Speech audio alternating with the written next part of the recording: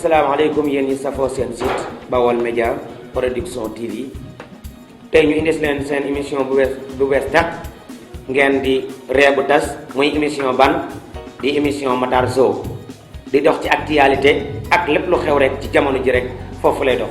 tey ji itam ngeen xamante ni jamono ji li ci xew moo di mbas mi di coronavirus tey ji xew ci mboolem adduna bi bépp ñu seeti champion bu mag muy Moustapha Tine di Géant di Bawol mbooloo naka la dunde mbas mi ñu dem te ñëw. waaw comme ni mu leen ko waxee rek tey nag ñi ngi war a dalal ndaanaan kullu fàddilin kooku mooy kan Tapha Tine le Géant du Bawol ki nga xamante ni def na jaloolu du rëy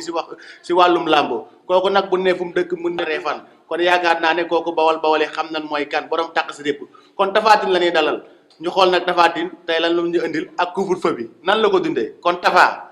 yaay doxalal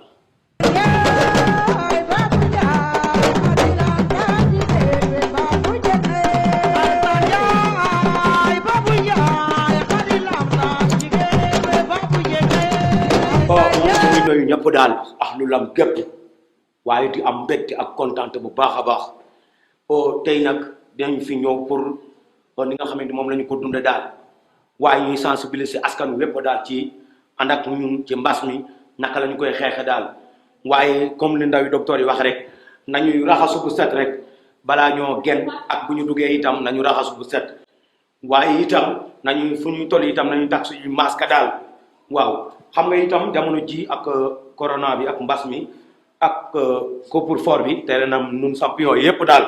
entraîné tunu daal guddi la te aussi guddi ci la ñuy mber yëpp di entraîné daal nun nag mun ñu cee entraîné mais fokk rek du ñuy def tout pour rek jaaykati maire cere bi xam naa ne dina man am mais incha allah dinaa def tout 5 heures rek ma jën ci 3000 cere jaar ci jaaykati soow bi jën 1500 soow jaay ci bitik bi jën ci suukar daal di ci xooj sama pot rek bu 20 heures jot rek ma def ci sama jaxase daal te door ci bu mu yaa ma gën a xam daal. mais ginnaaw nag. waaw Tapha ginnaaw bi nga jugee si loolu rek nga xamante ni moom nga ak ni ngay jëndee rek yooyu ñu gis couvre-feu bi comme ni nga ko expliqué bëri daan génn nga xam ne daan toog ba 20 heures 21 heures ñu génn toog ku nekk xam na ne mbër ak mbër ñoo ànd tey loolu est-ce que manqué wu leen lan la def si yéen. bon manqué nañu bu baax sax manqué nañu bu baax parce que suñuy comme ni ñu koy xamee mber guddi lay entraîné daal te ñemewuñoo génn ndax couvre-feu bi parce que policiers yi loo doon champion seen lif yooyu yaakaar naa ne bawul champion daal moo tax faw rek dañuy bàyyi entraîné bi ba couvre-feu bi jàll daal.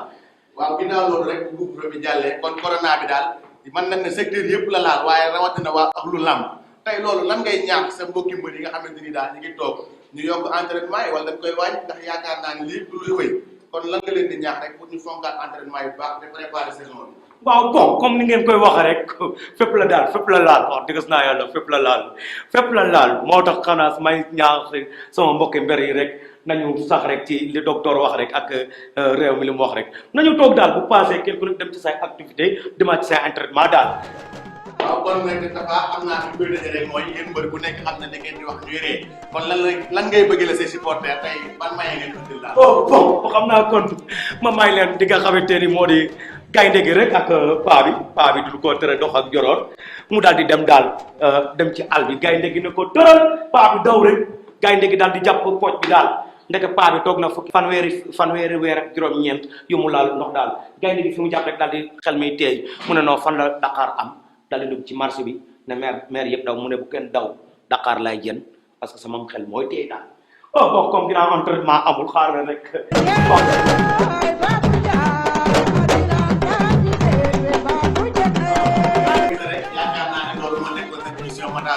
waa mbokk yi kon yéen a ko gisandoo seen émission Matar Show nii rek lay demee rek saa su ne ci actualité rek lay dox waaye noonu la ñuy noyoo sunu